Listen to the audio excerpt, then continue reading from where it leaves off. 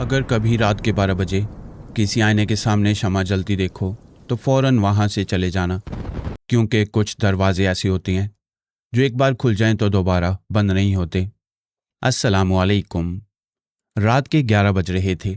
बाहर बारिश हो रही थी, तेज बेरहम बारिश, जैसे आसमान किसी अनदेखे गुनाह पर बरसों का गुस्सा उतार रहा हो। पुरानी हवेली की बोसीदा दीवारों पर पानी से शिद्दत से पड़ रहा था कि यूं लगता था जैसे बाहर कोई हजारों नाखूनों से ईंटें नोच रहा हो। हवा में नमी मिट्टी और बोसीदा लकड़ी की मिली जुली बू फैली हुई थी। मैं अपने कमरे में बैठा था। मेरे सामने एक मोमबत्ती जल रही थी और इसकी जर्द कांपती हुई लौ दीवारों पर अजीबोगरीब साए बना रही थी। कभी वो साए इंसानों जैसे लगते, कभी किसी रेंगती हुई मखलूक जैसे। पहले मैं आपको अपना तारुफ करा दूं। मेरा नाम मीर साबिर है। मेरी उम्र क्या है, ये सवाल इतना आसान नहीं जितना सुनने में लगता है। मेरा जिस्म 30 साल के आदमी का है, मगर मेरा चेहरा 130 साल बूढ़े का। जब मैं आईने में देखता हूं तो मुझे अपना अक्स नहीं दिखाई देता। एक अजनबी बूढ़ा मुझे घूरता है। उसकी आंखें अंदर को धंसी हुई, खाल झुर्रियों से भरी हुई, होंठ खुश्क और मुर्दा। ऐसा चेहरा जिसे देखकर कब्रिस्तान के मुर्दे भी नजरें चुरा लें। और अब मेरे पास सिर्फ 40 रातें बाकी हैं। इसके बाद मैं मर जाऊंगा। ये बात मुझे किसी नजूमी ने नहीं बताई, ना किसी डॉक्टर ने।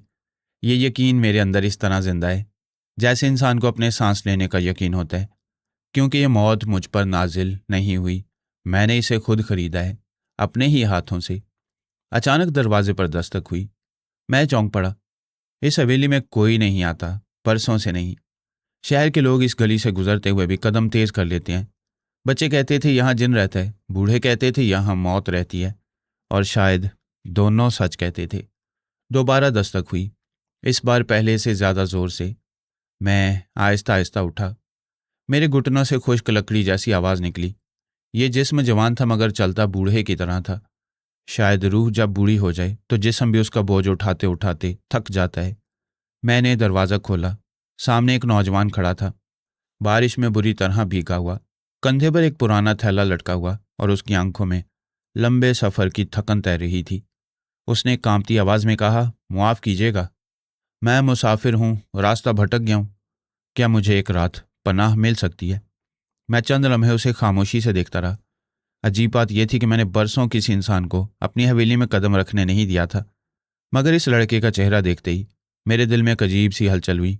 ऐसा लगा जैसे मैं इसी का इंतज़ार कर रहा था। मैंने दरवाजे से हटते हुए कहा, अंदर आ जाओ। वो आहिस्ता आहिस्ता कमरे में दाखिल हुआ। उसकी नज़रें दीवार पर फिसलने लगीं।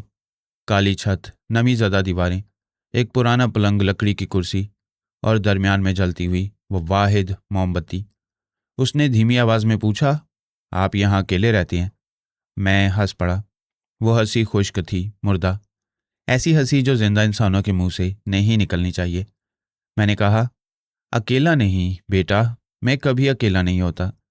मेरे साथ हमेशा कोई ना कोई रहता है। उसके चेहरे का रंग हल्का सा बदल गया। मैंने हाथ के इशारे से उसे बैठने को कहा। डरो नहीं, बैठो, कुछ खाया है? उसने नफ़ी में सर हिलाया। मैंने उसे रोटी और सालन दिया। वो इस शिद्दत से खाने लगा जैसे कई दिनों से भूखा हो। मैं खामोशी से उसे देखता रहा। उसका चेहरा मासूम था, बिल्कुल वैसा जैसा कभी मेरा हुआ करता था 50 साल पहले, जब मैं भी दुनिया के बारे में कुछ नहीं जानता था। जब मुझे ये मालूम नहीं था कि इस दुनिया में सबसे खतरनाक चीज़ भूख नहीं, ख्वाहिश होती है। इंसान भूख से चंद दिन लड़ सकता है, ख्वाहिश से नहीं। जब वो खाना खा चुका तो उसने झिझकते हुए मेरी तरफ देखा। माफ़ कीजिएगा मगर आपका चेहरा बहुत बूढ़ा है, और आपका जिस्म। मैंने उसकी बात मुकम्मल की, जवान है। यही तो असल कहानी है। वो खामोशी से मुझे देखता रहा। मैंने लंबी सांस ली। बेटा, मैं 130 साल का हूँ। कम अज़ कम मेरा चेहरा तो यही कहता है, मगर ये जिस्म, ये मेरा अपना नहीं। 10 साल पहले ये किसी और इंसान का था। उसकी आंखें खौफ से फैल गईं। मैंने सर्द लहजे में कहा, और अब मेरे पास सिर्फ 40 रातें बाकी हैं। उसके बाद मेरा हिसाब मुकम्मल हो जाएगा। उसने हिचकिचाते हुए पूछा, आप बीमार हैं? मैं आहिस्ता से मुस्कुराया, हाँ, मगर बीमारी मेरी मौत की असल वजह नहीं। असल वजह कुछ और है, बहुत पुरानी और बहुत खौफनाक। कमरे में खामोशी फैल गई। बाहर आसमान पर जोरदार गरज सुनाई दी। मोमबत्ती की लौ बुरी तरह कांपी और उसी लम्हे मुझे महसूस हुआ कि हम कमरे में अकेले नहीं हैं। मैंने आहिस्ता से दीवार की तरफ देखा। वहाँ दो नहीं तीन साए थे, एक मेरा, एक मुसाफिर का, और इन दोनों के दरमियान एक तीसरा साया। वह बिल्कुल मेरी शक्ल का था, मगर फ़र्क सिर्फ इतना था कि वो हिल रहा था, जबकि मैं साकित खड़ा था। मेरे जिस्म में सर्द लहर दौड़ गई। मैंने फ़ौरन नज़रें हटा लीं। शुक्र था कि मुसाफिर ने वो साया नहीं देखा, अभी नहीं। मैंने खुश होंठों पर ज़ुबान फेरी और धीमी आवाज़ में कहा, बेटा, मरने से पहले इंसान के दिल में एक ख्वाहिश ज़रूर रह जाती है। मेरी ख्वाहिश सिर्फ यह है कि कोई मेरी पूरी कहानी सुन ले, सच्ची कहानी, ऐसी कहानी जिस पर शायद कोई यकीन न करे। उसने हैरत से पूछा, मुझे क्यों? मैं तो आपके लिए अजनबी हूँ। मैंने उसकी आंखों में देखते हुए कहा, क्योंकि अपने लोगों पर यकीन करना मुश्किल होता है, अजनबी पर आसान। वो खामोश हो गया। मैंने कहा, मगर एक शर्त है। कैसी शर्त? मैं तुम्हें सिर्फ एक हिस्सा सुनाऊंगा, एक रात एक हिस्सा, क्योंकि मेरी जिंदगी भी अब इसी तरह ख़त्म हो रही है, एक एक रात करके। उसने आहिस्ता से सर हिला दिया। फिर कुछ देर बाद उसने पूछा, आप आखिर चाहते क्या हैं? क्यों चाहते हैं कि कोई आपकी कहानी सुने? मैं चंद लम्हे खामोश रहा, फिर हल्का सा मुस्कुराया। इसलिए कि जब मैं मरूंगा तो कोई मुझ पर नहीं रोएगा। मुझसे मोहब्बत करने वाला कोई बाकी नहीं बचा, सब मर गए। मैं रुका, फिर धीरे से कहा, या शायद मैंने उन्हें मार दिया। उसके चेहरे का रंग एकदम उड़ गया। मैंने मोमबत्ती के लौ को घूरते हुए देखा। और अगर कोई मुझसे मोहब्बत नहीं करता तो कम से कम कोई मुझसे नफरत ही कर ले। नफरत भी एक रिश्ता होती है बेटा, मोहब्बत की उल्टी शक्ल। कमरे में फिर खामोशी छा गई। बाहर बारिश मजीद तेज हो चुकी थी। मैंने गहरी सांस ली और कहना शुरू किया, मेरी कहानी आज से 50 साल पहले ही शुरू होती है। उस वक्त मैं तुम्हारी उम्र का था, सादा, नेक, 5 वक्त का नमाजी, और इतना गरीब कि कभी कभी 2 वक्त की रोटी भी नसीब नहीं होती थी। मेरे माँ बाप बचपन में मर गए थे, नाना नानी ने पाला, फिर वो भी दुनिया छोड़ गए, और मैं अकेला रह गया। एक पुरानी हवेली, बिल्कुल इसी जैसी, और जिंदगी भर का अंधेरा। मैं मोहल्ले के बच्चों को पढ़ाया करता था। लोग कभी चंद रुपए दे देते, कभी खाना भेज देते, और कभी कई कई दिन कोई दरवाज़ा ना खटखटाता। मैंने ऐसी रातें भी देखी हैं जब भूख से मेरा पूरा जिस्म कांपता रहता था। मैं खामोश हो गया, फिर धीरे से कहा, मगर भूख से ज़्यादा खतरनाक एक और चीज़ थी। उसने पूछा, क्या? मैंने उसकी आंखों में देखते हुए कहा, शर्म। मेरे दोस्त शादियां कर रहे थे, घर बना रहे थे, इज्जत कमा रहे थे, और मेरे पास कुछ नहीं था। ना नौकरी, ना दौलत, ना औरत, ना मुस्तकबिल। लोग मुझे तरस भरी नज़रों से देखते थे।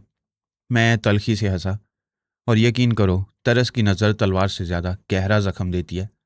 मैं चंद लम्हे खामोश रहा। पुराने जख्म फिर से ताज़ा हो रहे थे। ऐसा लग रहा था जैसे किसी ने मेरे सीने में हाथ डालकर दिल को मुट्ठी में जकड़ लिया हो। फिर मैंने आहिस्ता से कहा, और फिर एक दिन मैंने वो गलती की जिसने मेरी पूरी जिंदगी बदल दी। मुसाफिर ने बेख्तियार पूछा, क्या किया था आपने? मैंने सर्द नज़रों से उसे देखा। मैंने एक ख्वाहिश की थी। वो उलझन में पड़ गया। ख्वाहिश में क्या बुराई होती है?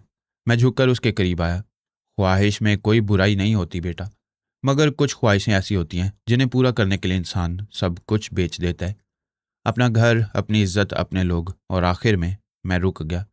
फिर सरगोशी में कहा, अपनी रूह। उसके हाथ कांपने लगे। उसने खौफजदा लहजे में पूछा, आपने अपनी रूह किसको बेची? मैं हंस पड़ा। इस बार मेरी हंसी खोखली थी, जैसे किसी खाली कब्र से आवाज आ रही हो। यही तो कहानी है बेटा, यही सुनाने के लिए तुम्हें रोका है। अचानक मोमबत्ती की लौ बुरी तरह लर्जी, और अगले ही लम्हे बुझ गई। पूरा कमरा अंधेरे में डूब गया। मुसाफिर की सांसें तेज हो गईं। उसने घबरा कर कहा, मोमबत्ती? मगर हवा तो नहीं चल रही। फिर ये कैसे? मैंने अंधेरे में धीमी आवाज में कहा, मैंने तुम्हें बताया था ना, मेरे साथ कोई और भी रहता है। एक लम्हे के लिए मुकम्मल खामोशी छा गई। फिर कमरे के एक तारीक कोने से हंसी सुनाई दी, मेरी अपनी हंसी। मगर मैं नहीं हंसा था। मुसाफिर दहशतज़दा होकर उछल पड़ा, ये कौन था? मैंने तारीकी में पुरसुकून लहजे में कहा, बैठ जाओ, अभी डरने की ज़रूरत नहीं, असल खौफ तो अभी शुरू हुआ है। वो कांपते हुए वापस बैठ गया। मैंने जेब से माचिस निकाली, तीली जलाई, और मोमबत्ती दोबारा रोशन कर दी। रोशनी फैली, और एक लम्हे के लिए मुझे यूं महसूस हुआ जैसे कमरे के कोने में कोई खड़ा था, बिल्कुल मेरी शक्ल में। मगर जब रोशनी फैली, वहां कोई नहीं था। कमरे में सिर्फ हम दोनों थे, मगर दीवार पर 3 साए थे। मैंने जानबूझकर मुसाफिर की तरफ नहीं देखा। अगर उसने मेरी आंखों में उस लम्हे का खौफ देख लिया होता तो शायद उसी वक्त हवेली छोड़कर भाग जाता। मैंने आहिस्ता से कहा, बेटा आज रात बहुत हो गई, बाकी कहानी कल से शुरू करेंगे, तुम इसी कमरे में सो जाओ। मगर एक बात हमेशा याद रखना। वो खामोशी से मेरी तरफ देखने लगा। मैंने धीरे धीरे अल्फाज अदा किए, जैसे हर लफ्ज़ किसी पुरानी कब्र से निकाल कर ला रहा हूँ। रात को अगर कोई आवाज़ सुनो तो दरवाज़ा मत खोलना। अगर कोई तुम्हें नाम लेकर पुकारे तो जवाब मत देना। और अगर आईने में अपना चेहरा देखो तो ज़्यादा देर मत देखना, क्योंकि कभी कभी आईने के उस पार भी कोई होता है, कोई ऐसी चीज़ जो हमें देख रही होती है। वो कुछ ना बोला, मगर उसकी सांसों की रफ्तार बदल चुकी थी। मैं साफ सुन सकता था कि उसका खौफ आहिस्ता आहिस्ता उसके अंदर जगह बना रहा है। मैं हल्का सा मुस्कुराया, दिल में सोचा, अच्छा है बेटा, डरना सीख लो, क्योंकि कल से जो दास्तान शुरू होगी उसमें खौफ सिर्फ एहसास नहीं रहेगा, जिंदा हो जाएगा। मैं अपने कमरे में वापस आया, दरवाज़ा बंद किया और सीधा आईने के सामने जा खड़ा हुआ। कुछ लम्हों तक मैं खामोशी से अपने अक्स को देखता रहा। फिर मेरे जिस्म में बर्फ़ जैसी सर्द लहर दौड़ गई। आईने में जो चेहरा था वो मेरा नहीं था। वो मुस्कुरा रहा था, मैं नहीं। मेरे होंठ साकित थे, मगर आईने वाले के होंठ आहिस्ता आहिस्ता फैल रहे थे, ऐसी मुस्कुराहट जिसमें इंसानियत नहीं थी। फिर उसने बात की, तो आखिर तुमने किसी को बुला ही लिया? आवाज़ मेरी थी, लहजा भी मेरा, मगर वो अल्फाज मेरे नहीं थे। मैं खामोश खड़ा रहा। आईने ने दोबारा कहा, 40 रातें बाकी हैं साबिर, फिर तुम्हारी बारी आ जाएगी। मगर उस लड़के का क्या? क्या वो भी मेरा हिस्सा बनेगा? मेरी उंगलियां कांपने लगीं। मैंने कोई जवाब नहीं दिया, बस जल्दी से कपड़ा उठाया और आईने पर डाल दिया। कमरा फौरन खामोश हो गया, मगर वो खामोशी भी पुरसुकून नहीं थी। यूं लग रहा था जैसे तारीकी किसी जख्मी जानवर की तरह सांस ले रही हो। मैं पलंग पर लेट गया, आंखें बंद कर लीं और सोचने लगा। कल से मैं उसे सब कुछ बताऊंगा, पूरी कहानी, हर गुनाह, हर राज, हर वो दरवाज़ा जो इंसान को नहीं खोलना चाहिए, ताकि कोई तो जाने कि मेरे साथ क्या हुआ था। कोई तो समझे कि इंसान जब अपनी ख्वाहिशों के पीछे अंधा हो जाए तो वो अपने अंदर किस चीज़ को जन्म देता है। और शायद कोई मुझसे नफरत करे, क्योंकि नफरत भी एक तोहफा होती है, और तोहफे के बगैर मरना दुनिया की सबसे बड़ी सज़ा है। बाहर बारिश पहले से ज़्यादा तेज़ हो गई।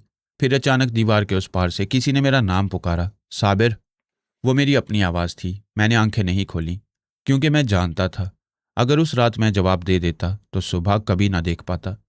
सुबह की हल्की रोशनी खिड़की से अंदर दाखिल हुई। बारिश रुक चुकी थी, मगर आसमान पर बादल अब भी मंडला रहे थे। कमरे में नमी और गीली मिट्टी की बू फैली हुई थी। मैं अपनी कुर्सी से उठा। सारी रात मैं वहीं बैठा रहा था। गर्दन अकड़ चुकी थी, हाथ पांव सुन्न थे और आंखों में जलन थी। मैंने खिड़की खोली तो ठंडी हवा का झोंका अंदर आया और मोमबत्ती का आखिरी बचा हुआ शोला भी बुझ गया। मुसाफिर अब भी सोफे पर सो रहा था। मैंने सोचा उसे सोने दूं, मगर उसी लम्हे उसकी आंखें खुल गईं एक झटके से, जैसे किसी ने उसके कान के करीब चीख मारी हो। वो हाँफते हुए उठ बैठा। आंखें सुरख थीं, बाल बिखरे हुए और चेहरा पसीने से भीगा हुआ। उसने घबराहट में पूरे कमरे पर नजर दौड़ाई, फिर मुझ पर नजरें आकर रुक गईं। चंद लम्हों तक वो मुझे ऐसे घूरता रहा जैसे पहचानने की कोशिश कर रहा हो। फिर उसने बमुश्किल कहा, बुरे ख्वाब। मैंने कुछ नहीं कहा, क्योंकि बाज ख्वाब पूछने के लिए नहीं होते। मैं चूल्हे की तरफ पड़ा। वो पुराना लकड़ी वाला चूल्हा था जिसे जलाने में हमेशा वक्त लगता था।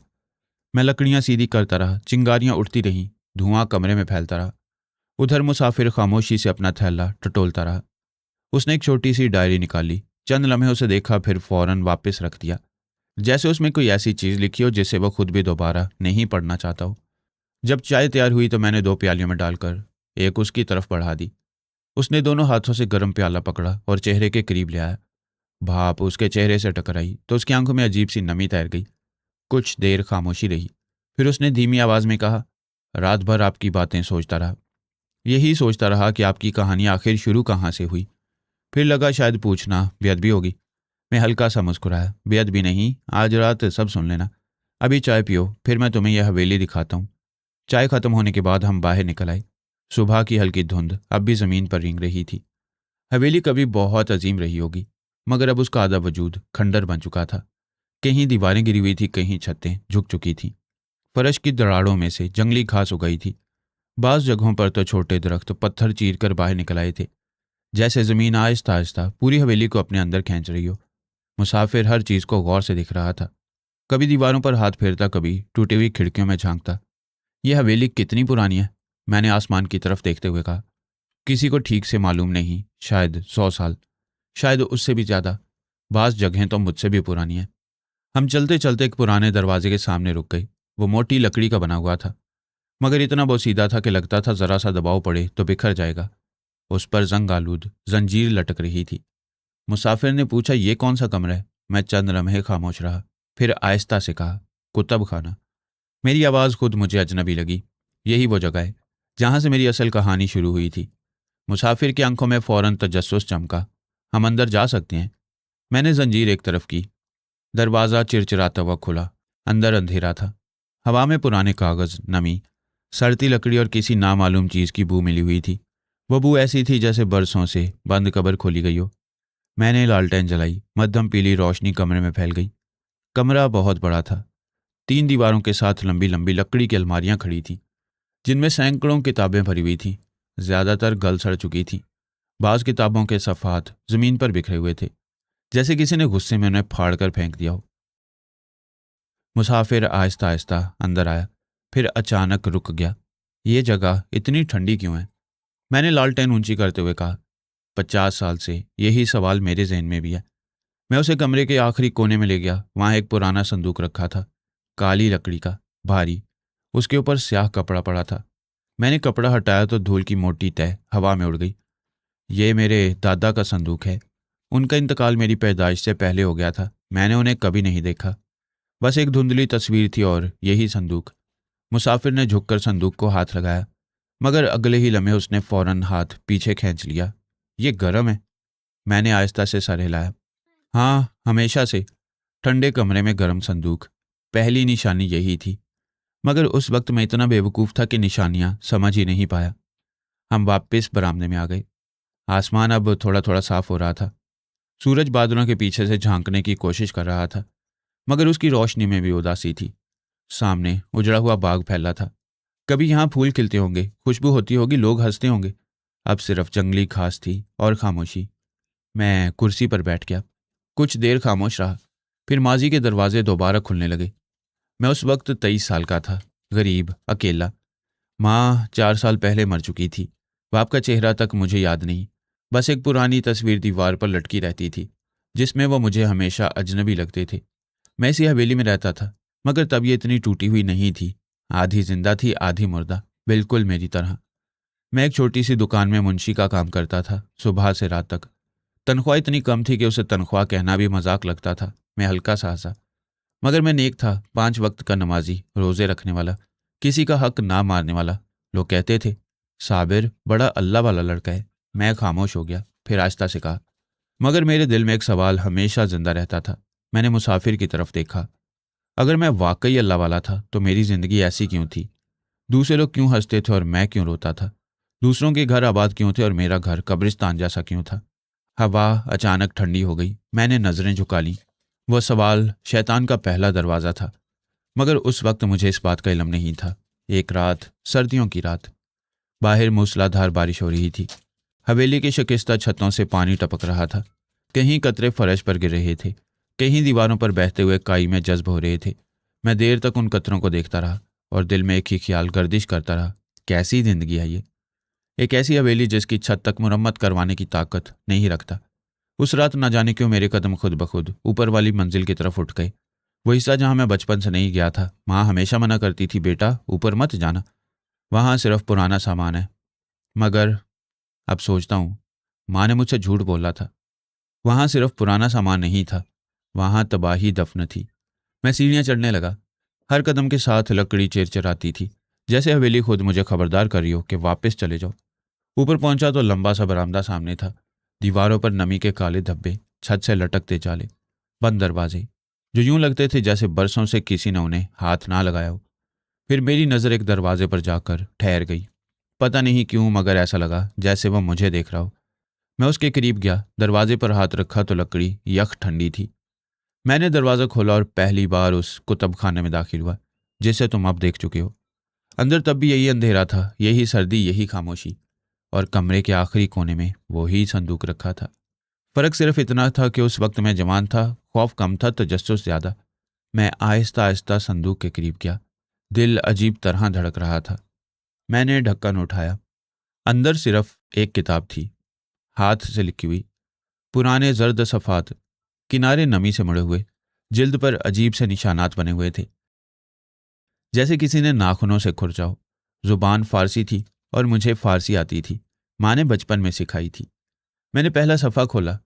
बड़े स्याह हरूफ में लिखा था, असरारुल हमजाद। उस उन्वान को पढ़ते ही मेरे जिस्म में सर्द लहर दौड़ गई, मगर मैंने किताब बंद नहीं की। मैं सफ़े पलटता गया, एक, फिर दूसरा, फिर तीसरा, और फिर वक्त का एहसास ख़त्म हो गया। मैं सारी रात वो किताब पढ़ता रहा। न भूख याद रही, न बारिश, न सर्दी। ऐसा लग रहा था जैसे किताब मुझे पढ़ रही हो। सुबह हुई तो मैं उसी कमरे के फर्श पर बैठा था। किताब मेरी गोद में थी और मेरे दिल में एक नया जुनून जन्म ले चुका था। उस किताब में लिखा था कि हर इंसान के साथ एक और वजूद पैदा होता है, बिल्कुल उस जैसा, मगर दूसरी दुनिया में। वो हमें दिखाई नहीं देता मगर हमेशा हमारे साथ रहता है, साए की तरह, सांस की तरह, दिल की धड़कन की तरह। उस वजूद का नाम था हमजाद। और किताब के मुताबिक अगर कोई सही अमलियात जान ले तो वो अपने हमजाद को काबू कर सकता है। अगर हमजाद काबू में आ जाए तो इंसान दुनिया की हर ख्वाहिश हासिल कर सकता है। दीवारों के पार की खबरें, छुपे हुए खजाने, लोगों के दिलों के राज, दुश्मनों की तबाही, दौलत, ताकत, इख्तियार, हर वो चीज़ जिसके लिए आम इंसान पूरी उम्र तरसता रहता है। मैंने ये पढ़ा और मेरे दिल में कुछ टूट गया, या शायद कुछ पैदा हुआ। किताब के आखिरी हिस्सों में अमलियात दर्ज थे, अजीब अजीब नाम, शमा बीनी, सायाबंदी, ख्वाबगिरी और सबसे पहले सूरज बीनी। हर अमल का अलग वक्त था, अलग शर्त, अलग कीमत। और फिर आखिर में एक सफ़ा आया। उस सफ़े पर चंद सतरें साफ लिखी हुई थी और बाकी हिस्सा किसी ने जानबूझकर मिटा दिया था। जो अल्फाज बाकी बचे थे वो आज तक मेरे जहन में जिंदा हैं। चेहरा पहले जाएगा, फिर अपने, और आखिर में रूह। बस उसके बाद पूरा सफ़ा खाली था, जैसे किसी ने हकीकत को दुनिया से छुपाने की कोशिश की हो। चंद लम्हों के लिए मेरे हाथ कांप गए, दिल में खौफ पैदा हुआ, मगर फिर शैतान ने पहली बार मेरे दिल में सरगोशी की। साबिर, ये तंबी किसी और के लिए होगी, तुम्हारे लिए नहीं। तुम तो नेक आदमी हो, अल्लाह वाले हो, तुम पर ये चीज़ें असर नहीं करेंगी। वही सोच, सिर्फ एक सोच, और मेरी पूरी ज़िंदगी बर्बाद हो गई। मैंने किताब वापस संदूक में रखी, मगर संदूक बंद नहीं किया, क्योंकि दिल के किसी अंधेरे कोने में फैसला हो चुका था, मैं दोबारा आऊँगा। और फिर मैं वाकई वापस आया। अगली रात, फिर उससे अगली रात, फिर उससे अगली, और आखिर एक दिन मैंने फैसला कर लिया, मैं पहला अमल करूँगा, सूरज भी नहीं। मैं यहाँ रुका और मुसाफिर की तरफ देखा। वो मुझे यूं घूर रहा था जैसे पलक झपकना भूल गया हो। उसके हाथ में पकड़ा हुआ चाय का प्याला ठंडा हो चुका था। मैंने आहिस्ता से कहा, तुम्हारी चाय ठंडी हो गई। वो चौंका, फिर प्याले की तरफ देखा। कोई बात नहीं, आप सुनाते रहें। मैं हल्का सा मुस्कुराया। बाकी कहानी रात को सुनाऊंगा, दिन का अपना हक होता है। सूरज की रोशनी में बाज़ बातें मुकम्मल नहीं की जाती। उसने कुछ नहीं कहा, मगर उसके चेहरे पर बेचैनी साफ नजर आ रही थी। वो अब डर रहा था और शायद तजस्सुस में भी मुब्तला था। मैंने कहा, तब तक तुम्हें एक काम करना होगा। क्या? जो दरवाज़ा भी मैंने खोला था वो आज रात से पहले दोबारा बंद हो जाएगा, मगर उससे पहले तुम एक बार और वहां जाओ, संदूक खोलो, किताब को हाथ मत लगाना, सिर्फ देखना कि वो किस सफ़े पर खुली है, फिर वापस आकर मुझे बताना। उसके चेहरे का रंग फौरन बदल गया। किताब खुद सफ़ा बदलती है, मैंने धीमी आवाज़ में कहा। हर दिन 50 साल से, और कभी गलत सफ़ा नहीं खोला। कुछ लम्हे वो खामोश खड़ा रहा, फिर हिम्मत जमा करके उठा और कुतुब खाने की तरफ चल दिया। मैं बरामदे में बैठा रहा। चंद लम्हों बाद दरवाज़ा खुलने की आवाज़ आई, फिर खामोशी, लंबी गैर फितरी खामोशी, और फिर अचानक एक खौफनाक चीख गूंजी, मुसाफिर की चीख। मैं फ़ौरन उठा और तेज़ कदमों से कुतुब खाने की तरफ भागा। दरवाज़ा खुला हुआ था।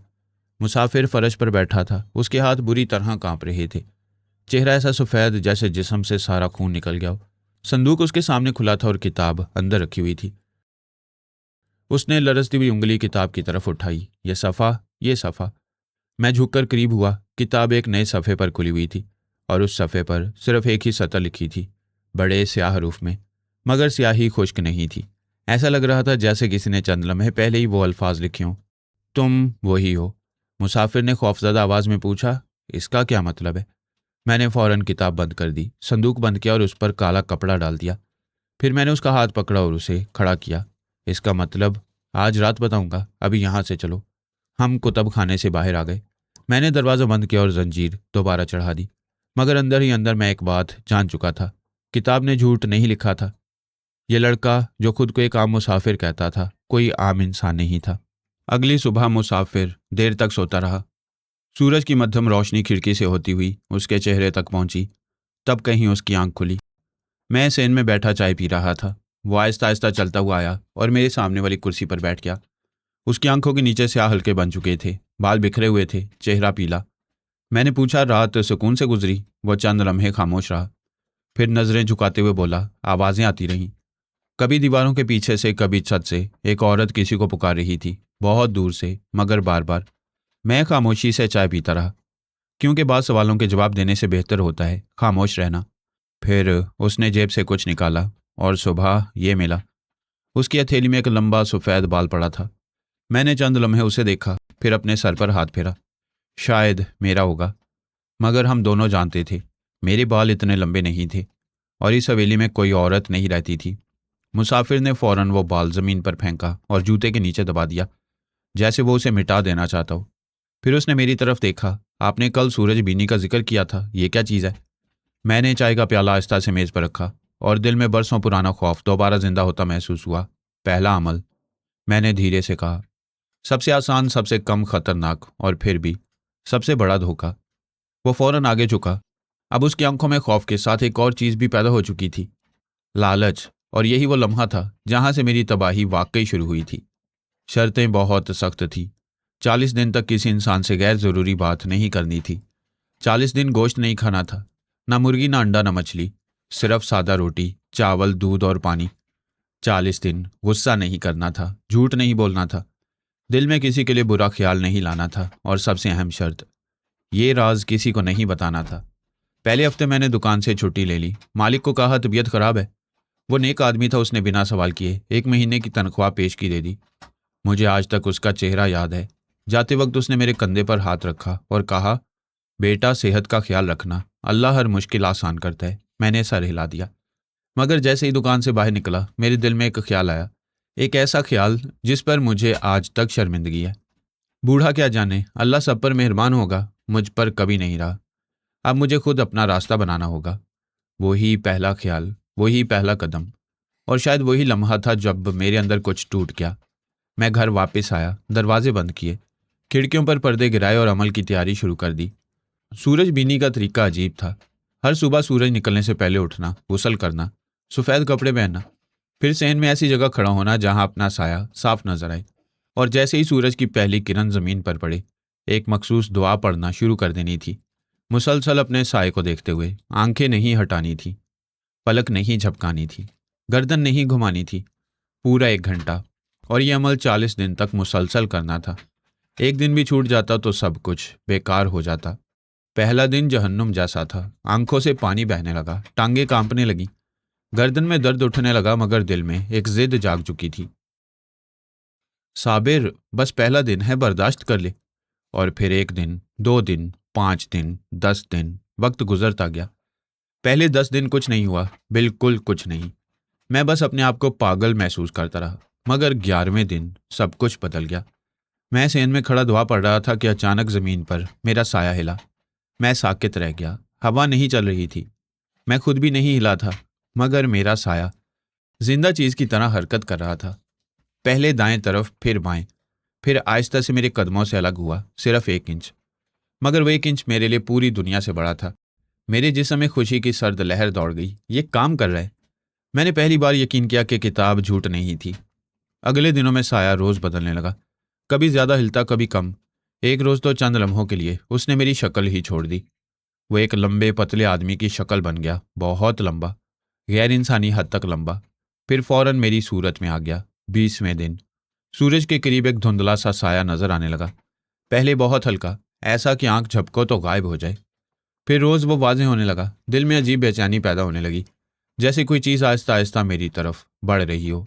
फिर 22वें दिन एक ऐसी बात हुई जिसने पहली बार मुझे वाकई डरा दिया। मैं दुआ पढ़ रहा था कि अचानक मुझे माँ की आवाज़ सुनाई दी। मेरी माँ, जो 4 साल पहले मर चुकी थी। आवाज़ इतनी साफ थी जैसे वो मेरे कान के बिल्कुल करीब खड़ी हों। बेटा, ये मत कर। मेरा दिल जोर से धड़का। पीछे हट जा साबिर। मेरी आंखों से आंसू बहने लगे, मगर मैंने गर्दन नहीं घुमाई, क्योंकि किताब में सख्ती से मना था। फिर आवाज़ दोबारा आई। इस बार वो रो रही थी। बेटा, मेरी बात मान ले, ये रास्ता तुझे कहीं नहीं ले जाएगा। मैं अंदर से टूटने लगा, मगर मैं अपनी जगह खड़ा रहा, दुआ पढ़ता रहा, आंखें अपने साए पर जमाई। माँ देर तक रोती रही। फिर उनकी आवाज़ धीरे धीरे दूर होती गई और आखिरकार खामोशी में गुम हो गई।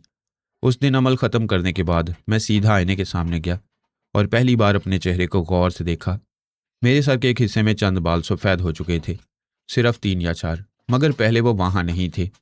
मुझे यकीन था। मैं देर तक उन्हें घूरता रहा, फिर खुद को तसल्ली दी, थकन होगी, कम खाना, कम सोना, मुसलसल ज़हनी दबाव। मगर दिल के किसी अंधेरे गोशे में एक आवाज़ सरगोशी कर रही थी, ये थकन नहीं साबिर, ये कीमत है। मैंने वो आवाज़ नज़रअंदाज कर दी, क्योंकि इंसान जब तबाही की तरफ बढ़ रहा हो तो उसे सच सबसे ज़्यादा नागवार लगता है। 30वें दिन आसमान वाला साया पहले से बड़ा हो चुका था।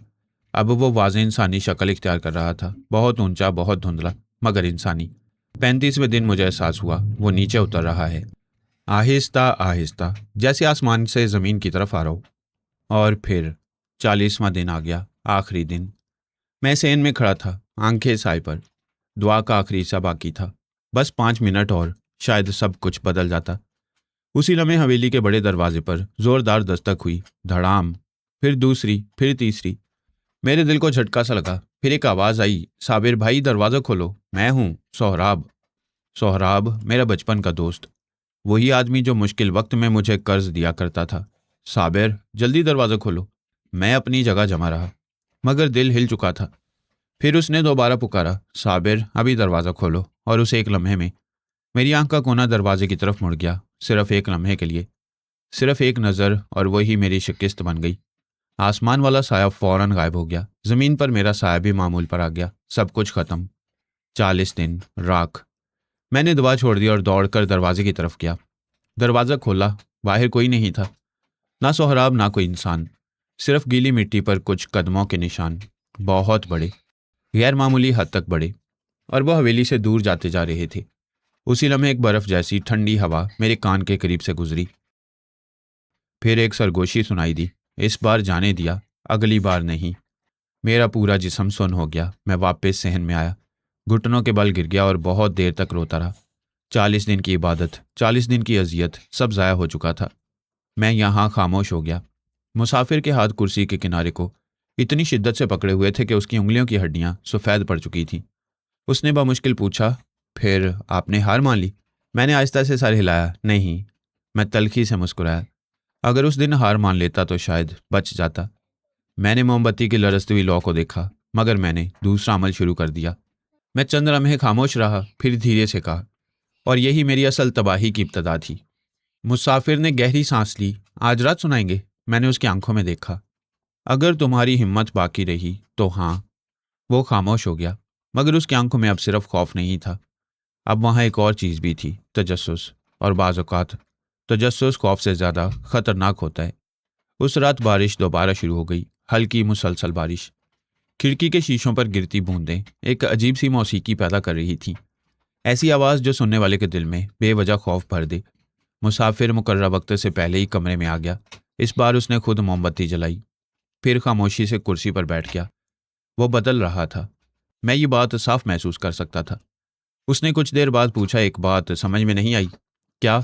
सूरजबीनी नाकाम होने के बाद आप फौरन दूसरे अमल की तरफ क्यों चले गए? आपने खुद को रोका क्यों नहीं? मैं चंद लम्हे खामोश रहा, फिर हल्का सा हंसा, क्योंकि जब एक बार इंसान के दिल में हमजाद का ख्याल उतर जाए तो वो नशा बन जाता है। पहली बार कामयाबी ना मिले तो इंसान दूसरी कोशिश करता है, फिर तीसरी, फिर चौथी। मैंने उसकी तरफ देखा, और एक वक्त ऐसा आता है जब आदमी रुकना भी चाहे तो रुक नहीं सकता। वो खामोशी से सर हिलाता रहा। शायद वो बात समझ रहा था, या शायद वो खुद भी उसी रास्ते पर कदम रखने लगा था। मैंने कहानी दोबारा शुरू की। सूरजबीनी नाकाम हो गई थी, मगर किताब में एक और अमल दर्ज था, शमाबीनी। यह अमल पहले से ज़्यादा मुश्किल था, 60 रातों का अमल। मगर किताब में लिखा था कि अगर शर्तें पूरी की जाएं तो कामयाबी यकीनी है। मैंने मोमबत्ती की लौ को गौर से देखा। वो अजीब तरह से लरज रही थी, जैसे कोई अनदेखी सांस उसके करीब चल रही हो। मगर इस बार शर्तें पहले से कहीं ज़्यादा सख्त थीं। हर रात 12 बजे से 2 बजे तक अमल करना था। एक मखसूस कमरा, एक स्याह मोमबत्ती, एक आईना, काला कपड़ा। मैं रुका, फिर आहिस्ता से कहा, और एक रोटी। कमरे में खामोशी फैल गई। फिर अचानक दरवाजे के उस पार किसी के चलने की आवाज़ आई। रोटी की शर्त सबसे अजीब थी।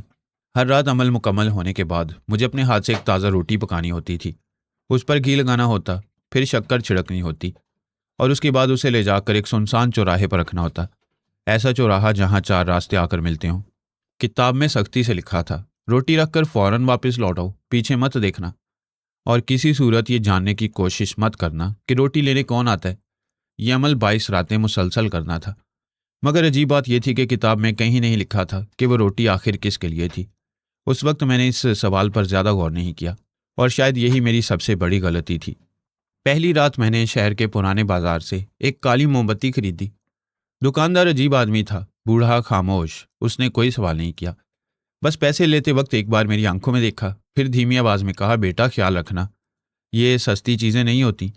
उस वक्त मुझे उसकी बात की समझ नहीं आई। अब आती है। मैं घर वापस आया। शीशा तैयार था, काला कपड़ा रखा और पहली रोटी अपने हाथ से पकाई। रात ठीक 12 बजे मैंने कमरे की सारी रोशनियां बुझा दी, सिर्फ काली मोमबत्ती जलाई। फिर काला कपड़ा सर पर डालकर आईने के सामने बैठ गया। पहली रात कुछ नहीं हुआ, बस मेरी अपनी शक्ल, मेरी अपनी सांस और मोमबत्ती की लरसती हुई लौ। 7वीं रात पहली तब्दीली हुई। मैं शीशे में खुद को देख रहा था कि अचानक मेरा चेहरा एक लम्हे के लिए बदल गया, बहुत हल्का सा, जैसे पानी में किसी और का अक्स उभर कर फौरन गायब हो जाए। मैं चौंक पड़ा, मगर अगले ही लम्हे सब मामूल पर आ गया। उस रात मैं पहली बार रोटी लेकर चौराहे तक गया। बारिश हो रही थी, सर्दी हड्डियों में उतर रही थी, पूरा रास्ता सुनसान था। मैंने रोटी जमीन पर रखी और फौरन वापस मुड़ गया। अगली सुबह जब मैं दोबारा उस जगह से गुजरा, रोटी गायब थी। ना कोई जानवर के निशान, ना कोई इंसान, सिर्फ खाली जमीन। 15वीं रात शीशे में एक और अजीब चीज नजर आई। मेरे पीछे बहुत दूर एक साया खड़ा था, खामोश, साकित। वो मुझे देख रहा था। मैंने फौरन पलटकर पीछे देखना चाहा, मगर जैसे ही मेरी तवज्जो हटी, शीशे वाला साया गायब हो गया। उसी रात जब मैं रोटी रखकर वापस मुड़ा तो पहली बार एक आवाज सुनाई दी, शुक्रिया साबिर। मेरा दिल जोर से धड़का। मैं वहीं रुक गया। किताब की शर्त याद आई, पीछे नहीं देखना। मैंने कदम तेज कर दिए। फिर आवाज दोबारा आई, इस बार करीब से, इतनी जल्दी क्यों जा रहे हो? रोज मिलते हैं ना, फिर ये शर्म कैसी? मेरा जिस्म ठंडा पड़ गया। मैं तकरीबन दौड़ने लगा। पीछे से हल्की हंसी की आवाज आई। मैंने दोनों हाथ कानों पर रख लिए और बगैर रुके हवेली तक वापस आया। उस रात पहली बार मुझे लगा मैं वाकई किसी चीज को बुला चुका हूं और वो चीज अब मेरे करीब आ रही है। फिर 22वीं रात आ गई, आखिरी रात, आखिरी रोटी। मैं हंसपे मामूल आईने के सामने बैठा। काली मोमबत्ती जल रही थी, काला कपड़ा मेरे सर पर था। मैंने नजरें उठाकर शीशे में देखा और मेरे जिस्म से सांस निकल गई। शीशे में मेरा अक्स नहीं था, कोई और था। एक नौजवान, बहुत खूबसूरत, साफ चेहरा, चमकती हुई जिल्द, बिल्कुल बेऐब, मगर उसकी आंखें, वह मेरी आंखें थीं। वह मुस्कुराया, फिर बोला, साबिर भाई सलाम। मेरा जिस्म साकित हो गया, जुबान मुंह में खुश्क हो गई। वो हंसा। 50 दिन की मेहनत के बाद भी नहीं पहचाना? मैंने बमुश्किल पूछा, तुम कौन हो? उसकी मुस्कुराहट और गहरी हो गई। फिर उसने आहिस्ता से कहा, मैं तुम हूं, तुम्हारा दूसरा हिस्सा, तुम्हारी दूसरी जिंदगी। बहुत अरसे से तुम्हारा इंतजार कर रहा था। मेरी रीढ़ की हड्डी में बर्फ जैसी सर्दी दौड़ गई। उसी लम्हे मोमबत्ती बुझ गई। कमरा तारीकी में डूब गया। जब मैंने दोबारा शीशे को देखा, वो खाली था। मैं देर तक वहीं बैठा रहा, फिर आहिस्ता से उठा, आखिरी रोटी ली और चौराहे की तरफ चल पड़ा। बारिश बंद हो चुकी थी। पूरा शहर अजीब खामोशी में डूबा हुआ था। मैंने रोटी जमीन पर रखी और इस बार मैं खुद को रोक ना सका। मैंने पीछे मुड़कर देख लिया, वहां कोई नहीं था। मगर अगले ही लम्हे रोटी मेरी आंखों के सामने से गायब हो गई। ना किसी हाथ ने उठाया, ना किसी जानवर ने। बस एक लम्हे में मौजूद थी और अगले लम्हे गायब। मेरा दिल जोर जोर से धड़कने लगा। मैं फौरन वापस हवेली आया और सीधा आईने के सामने जा खड़ा हुआ और पहली बार मैंने अपनी असल कीमत देखी। मेरे आधे बाल सफ़ेद हो चुके थे, आंखों के नीचे गहरे स्याह हल्के बन चुके थे, गाल अंदर धंस गए थे, गर्दन पर एक उभरी हुई नीली रग धड़क रही थी। 3 माह पहले मैं 23 साल का नौजवान था और अब आईने में 45 साल का थका हुआ आदमी खड़ा था। मगर अजीब बात यह थी कि इस सब के बावजूद मैं रुकना नहीं चाहता था, क्योंकि अब अगली रात वो आने वाला था, मेरा हमजाद, खुलकर सामने। मैं यहाँ खामोश हो गया। मुसाफिर मुझे अजीब नज़रों से देख रहा था। उसके चेहरे पर खौफ भी था। उसने आहिस्ता से पूछा, फिर वो आया? मैंने मोमबत्ती की लौ को घूरते हुए कहा, हाँ। मगर वो कहानी अगली रात। वो कुछ देर खामोश बैठा रहा, फिर धीमी आवाज में बोला, साबिर साहब, एक बात पूछूं? पूछो। वो रोटियां, 22 रातें, क्या वाकई आप नहीं जानते कि उन्हें कौन खाता था? मैंने उसकी आंखों में देखा, फिर आहिस्ता से कहा, मालूम था, पहली रात से मालूम था। उसके होंठ हिले। कौन? मैं खामोश रहा, मगर उसी लम्हे उसके होंठों पर बहुत हल्की सी मुस्कुराहट उभरी। ऐसी मुस्कुराहट जैसे जवाब उसे पहले से मालूम हो। और उस मुस्कुराहट को देखकर पहली बार मेरे दिल में एक खौफनाक ख्याल आया। क्या ये लड़का वाकई एक मुसाफिर है या कुछ और? अगले दिन मुसाफिर बहुत देर से उठा। सूरज काफी ऊपर आ चुका था जब वो कमरे से बाहर आया। उसका चेहरा जर्द था, होंठ खुश्क, हाथों में हल्की सी कपकपाहट थी जिसे वह छुपाने की कोशिश कर रहा था। मैंने उसे पानी दिया। उसने एक ही सांस में पूरा गिलास खाली कर दिया। फिर कुछ देर खामोश बैठा रहा। आखिरकार उसने धीमी आवाज में कहा, रात भर एक ही ख्वाब देखता रहा। मैं खामोशी से सुनता रहा। मैं एक सुनसान चौराहे पर खड़ा था। जमीन पर एक रोटी रखी थी, घी और शक्कर वाली। उसने थूक निकलकर बात जारी रखी। मैं उसे उठाना चाहता था मगर मेरे हाथ हरकत नहीं कर रहे थे। फिर पीछे से कोई आया। उसने रोटी उठाई और खाने लगा। वह चंद लम्हे रुका, फिर मेरी आंखों में देखकर बोला। मैंने उसका चेहरा नहीं देखा मगर मुझे मालूम था वो कौन है। वो आप थे, मगर आज वाले आप नहीं, 50 साल पहले वाले, 23 साल के। मेरे हाथ चंद लम्हों के लिए साकित हो गए मगर मैंने चेहरे पर कुछ जाहिर नहीं होने दिया। मैं खामोशी से चाय चढ़ाने लगा। दोपहर तक हम दोनों ज्यादा नहीं बोले। मुसाफिर कभी बाग की तरफ देखता, कभी अपने हाथों को, जैसे वो किसी अंदरूनी कश्मकश में मुब्तला हो। शाम हुई तो मैंने उसे खाने के लिए बुलाया। फिर हम दोनों दोबारा उसी कमरे में आ गए। रात के 11 बज रहे थे। मोमबत्ती जल चुकी थी। शीशा सामने रखा था। बाहर बारिश दोबारा शुरू हो गई थी और मेरी कहानी भी। शमा बीनी की 22वीं रात के बाद एक हफ्ता गुजर गया। कुछ नहीं हुआ। ना शीशे में कोई नई शक्ल, ना कोई आवाज, ना कोई साया। मैंने मुसाफिर की तरफ देखा। मैं सोचने लगा शायद किताब झूठ थी, शायद सब वहम था। मगर असल तबाही हमेशा उस वक्त शुरू होती है जब इंसान खुद को महफूज समझने लगता है।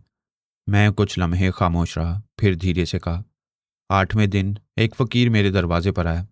बारिश की आवाज़ अचानक तेज हो गई। मैंने कहानी जारी रखी। वह बहुत बूढ़ा था, कमज़ोर, हाथ में एक पुरानी लकड़ी की छड़ी, और वो अंधा था। वह दरवाजे को हाथों से टटोलता हुआ बोला, जो इस घर में रहता है उसे बताओ एक फ़कीर आया है। मैं बाहर निकला, उसे पानी पिलाया, रोटी दी। वो खामोशी से खाता रहा। फिर बगैर मेरी तरफ देखे बोला, बेटा तुमने काली मोमबत्ती जलाई, 22 रातें रोटियां रखी, सब जानता हूं। मेरे जिस्म में सर्द लहर दौड़ गई। फकीर ने सर झुकाए हुए कहा, अब भी वक्त है, पीछे हट जाओ। जो रास्ता तुमने शुरू किया है वो इंसान को कहीं का नहीं छोड़ता। मैं साकित रह गया। वो आहिस्ता से हंसा। मैं भी कभी तुम जैसा था, 50 साल पहले। फिर यही अमल किए। आज देख लो, आंखें चली गईं, घर उजड़ गया, बीवी बच्चे मर गए। अब शहर शहर भटकता हूँ और उन लोगों के दरवाजे खटखटाता हूँ जिन्होंने पहली रोटी रख दी हो। मैंने बमुश्किल पूछा, आपको कैसे मालूम हुआ? फकीर के होंठों पर अजीब सी मुस्कुराहट आई। आंखें खत्म हो गई बेटा, मगर दिल अब भी देख लेता है। फिर उसने आहिस्ता से सर उठाया और पहली बार मुझे महसूस हुआ कि उसकी बंद आंखें भी मुझे देख रही हैं। तुम्हारे घर से बू आ रही है, काली मोमबत्ती की बू, खौफ की बू। वो रुका। फिर उसके होंठ हिले, और हमजाद की बू। फकीर ने मेरा हाथ मजबूती से पकड़ लिया। उसकी उंगलियां यक ठंडी थीं मगर गिरफ्त में अजीब ताकत थी। बेटा अभी भी वक्त है, वापस आ जाओ। उसकी आवाज़ में वो लर्जिश थी जो सिर्फ उन लोगों के लहजे में आती है जिन्होंने वाकई जहन्नुम देखा हो। किताब को जला दो, शीशा तोड़ दो, अपनी माँ की कब्र पर जाओ, मुआफ़ी मांगो, अल्लाह मुआफ़ करने वाला है। मैं खामोश खड़ा रहा। दिल के एक हिस्से में खौफ पैदा हो चुका था मगर दूसरे हिस्से में लालच उस खौफ को दबा रहा था। फकीर ने आहिस्ता से मेरा हाथ छोड़ दिया, फिर छड़ी के सहारे खड़ा हो गया। मैंने अपना फर्ज पूरा कर दिया बेटा, अब फैसला तुम्हारा है। वो मुड़ा, फिर अचानक रुका और बगैर मेरी तरफ देखे बोला, एक बात याद रखना, हमजाद इंसान को दौलत देता है, इज्जत देता है, ख्वाहिशें पूरी करता है। उसकी आवाज़ भारी हो गई, मगर आखिर में वह सिर्फ एक चीज़ छीनता है, माँ की जुबान से रखा हुआ नाम। मेरे जिस्म में सर्द लहर दौड़ गई। फकीर ने सर झुका लिया। जिस दिन आदमी अपना असल नाम भूल जाए उस दिन वह हमेशा के लिए हमजाद का गुलाम बन जाता है। ये कहकर वो बारिश में चलते हुए दूर होने लगा। उसकी छड़ी की ठक ठक ठक धीरे धीरे दूर होती गई और फिर वह धुंध में गुम हो गया। मैं बहुत देर तक दरवाजे पर खड़ा रहा। बारिश होती रही और मेरे अंदर दो आवाज़ें लड़ती रहीं। एक कहती थी, रुक जाओ, अभी भी वक्त है। दूसरी सरगोशी करती थी, साबिर, अगर आज पीछे हट गए तो पूरी जिंदगी में यही गरीबी, यही तन्हाई, यही जिल्लत तुम्हारा मुकद्दर रहेगी। आखिरकार मैंने दूसरी आवाज़ सुन ली और यही मेरी असल बर्बादी थी। उसी रात मैंने फैसला कर लिया, आखिरी अमल हमजाद भी नहीं। ये अमल पहले सब अमलियात से मुख्तलिफ था। न 40 दिन, न 22 रातें, बस एक रात, एक शीशा, एक काली मोमबत्ती, एक कपड़ा और अपना नाम। किताब में एक तंबीह साफ लिखी हुई थी, इस अमल में हमजाद सामने आएगा, उससे बात करना, मगर 2 शर्तें कभी मत तोड़ना। पहली, अपना असल नाम ना बताना, चाहे वो कितनी बार पूछे। दूसरी, गर्दन मत घुमाना, चाहे कैसी भी आवाज़ सुनाई दे। अगर इनमें से एक शर्त भी टूटी तो मुआहदा इंसान के हक में नहीं, उसके खिलाफ हो जाएगा। मैंने वो सतरें बार बार पढ़ी, याद की, मगर इंसान की सबसे बड़ी कमज़ोरी यह है कि वो ख़तरे को समझने के बावजूद खुद को महफूज समझता है। और मेरी नज़र बार बार सिर्फ दो लफ्ज़ों पर जाकर रुकती रही, असल नाम। मैंने सोचा ये इतनी अहम बात नहीं होगी, और यही गलती थी। उसी रात मैं तहखाने में उतरा। वो जगह बरसों से बंद थी, दीवारों पर नमी थी, हवा बासी और सर्द थी। ऐसा लगता था जैसे वहां सांस लेने से भी कोई पुरानी चीज़ जाग जाएगी। मैंने एक पुरानी मेज़ के ऊपर शीशा रखा, वो माँ का शीशा था, उनकी आखिरी निशानी। सामने एक काली मोमबत्ती रखी, फिर काला कपड़ा सर पर डाल लिया। मैंने मोमबत्ती जलाई। शोला फौरन सीधा खड़ा हो गया। हवा चल रही थी, मगर शोला हिल नहीं रहा था। पहली निशानी। मैंने शीशे में अपना चेहरा देखा और एक लम्हे के लिए मेरा दिल डूब गया। मुझे अपना पुराना चेहरा याद आया। 23 साला नौजवान, जिंदा आंखें, स्याह बाल, उम्मीद। फिर सामने मौजूद चेहरा देखा, झुर्रियां, थकन, सफ़ेद बाल। और दोनों के दरमियान का फ़र्क सिर्फ चंद महीनों का नहीं था, एक पूरी जिंदगी का था। मैंने हिम्मत जमा की, फिर अपना नाम पुकारा, साबिर। कुछ नहीं हुआ। मैंने दोबारा कहा, साबिर। शीशा खामोश रहा। तीसरी बार मैंने ज़रा ऊंची आवाज़ में कहा, साबिर। और इस बार शीशे में मेरे कंधे के पीछे एक हरकत हुई। पहले धुंधली, फिर वाजे, फिर आहिस्ता आहिस्ता वो चीज़ मेरे करीब आने लगी। एक साया, इंसानी शक्ल, मगर बगैर चेहरे के। मेरी सांस रुक गई। वो साया बिल्कुल मेरे पीछे आकर खड़ा हो गया। फिर उसने झुककर मेरे कान के करीब सांस ली, बर्फ जैसी ठंडी सांस। मेरी पूरी खाल में सुइयां से चुभ गईं। और फिर वो बोला, क्यों बुलाया, साबिर? मैं पत्थर बन गया। वो मेरी अपनी आवाज़ थी, हूबहू मेरी, बस ज़रा गहरी, ज़रा ठंडी, ऐसी जैसे किसी कुएं की तह से आ रही हो। मैंने कांपती आवाज़ में पूछा, तुम कौन हो? शीशे में साया हंसा, तुमने 3 बार अपना नाम लेकर बुलाया, और फिर भी पूछते हो मैं कौन हूं? मैं खामोश रहा। साया आहिस्ता से बोला, मैं वो हूं जो हमेशा से तुम्हारे साथ था, पहली सांस से। तुम अपनी माँ के पेट से दुनिया में आए, मैं साथ आया। तुमने पहली बार अपनी माँ का चेहरा देखा, मैंने भी देखा। तुमने अपने बाप को दफनाया, मैं तुम्हारे साथ खड़ा था, हर लम्हा, हर सांस, हर धड़कन। बस तुमने कभी पलट कर नहीं देखा। मेरे दिल में अजीब सी नरमी पैदा हुई, हमदर्दी। और यही मेरी अगली गलती थी, क्योंकि शैतान हमेशा खौफनाक शक्ल में नहीं आता। कभी कभी वो तन्हाई बांटने वाले दोस्त की तरह आता है। मैंने धीमी आवाज में पूछा, तुम्हें क्या चाहिए? साया चंद लम्हे खामोश रहा, फिर बोला, मुझे तुमसे कुछ नहीं चाहिए साबिर। तुम चाहते हो, तुमने मुझे बुलाया है, तो बताओ क्या चाहते हो? मैं देर तक सोचता रहा। फिर आखिरकार मेरे दिल की असल ख्वाहिश जुबान पर आ गई, दौलत। मैं गरीबी से निकलना चाहता हूँ, इज्जत चाहता हूँ, लंबी जिंदगी चाहता हूँ। साया हंस पड़ा। उसकी हंसी में अजीब खुशी थी। बस इतना? मैंने सर हिलाया। हाँ, ठीक है, सब मिल जाएगा। फिर उसकी आवाज़ सर्द हो गई, मगर हर चीज़ की कीमत होती है। मैंने फौरन पूछा, क्या कीमत? साया खामोश हो गया, फिर आहिस्ता से बोला, आज नहीं, आज सिर्फ मुलाकात है, कल रात कीमत तय करेंगे। ये कहकर वो पीछे हटने लगा। मेरे दिल में अचानक खौफ जागा, रुको। और उसी लम्हे मैंने गर्दन घुमा दी। सिर्फ एक लम्हा, सिर्फ एक गलती, और सब कुछ बदल गया। साया गायब हो गया, शीशा गायब, मगर कमरे में ऐसी खामोशी फैल गई जैसे पूरी दुनिया मर चुकी हो। अगले ही लम्हे मोमबत्ती बुझ गई। अंधेरा, मुकम्मल अंधेरा। और फिर उस तारीकी में एक आवाज़, मेरी अपनी आवाज़, मगर बाहर से नहीं, मेरे अंदर से भी नहीं, कहीं और से। कल रात साबिर, कल रात। मैं तय खाने से भाग निकला, सीढ़ियां फलांगता हुआ अपने कमरे तक पहुंचा और बिस्तर पर गिर गया। मैं पूरी रात कांपता रहा।